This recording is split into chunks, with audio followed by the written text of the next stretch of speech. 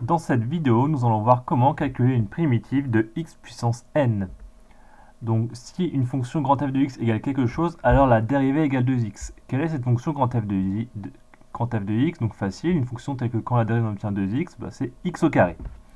Donc, grand f de x égale x au carré. Maintenant, même question, cette fois je vais trouver une fonction grand f telle que lorsque je la dérive, j'obtienne x. Donc, quelle est cette fonction? 1 demi de x au carré.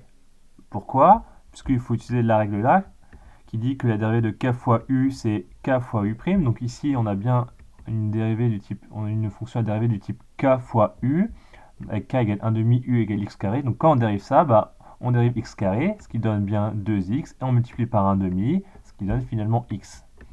Donc du coup, ici, c'est bon, on a bien dérivé, on a bien une fonction telle que quand on dérive, on obtient x. Donc du coup, on a trouvé une primitive de x. Donc une primitive de x, c'est 1 demi de x au carré. Alors même question cette fois-ci, mais avec x puissance 3. Essayez de trouver une fonction telle que quand la dérive, on obtient x puissance 3.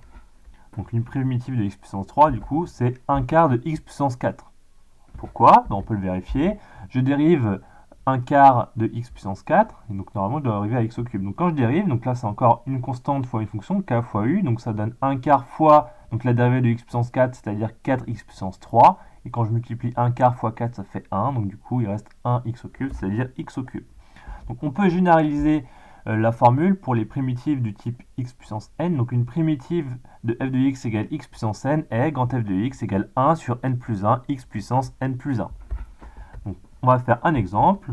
Une primitive de f de x égale x puissance 7, on utilise la formule. Ici, n vaut 7, donc ça donne 1 sur 7 plus 1, x puissance 7 plus 1. Et donc, quand on calcule ça, on trouve que une primitive de x puissance 7, c'est 1 huitième x puissance 8.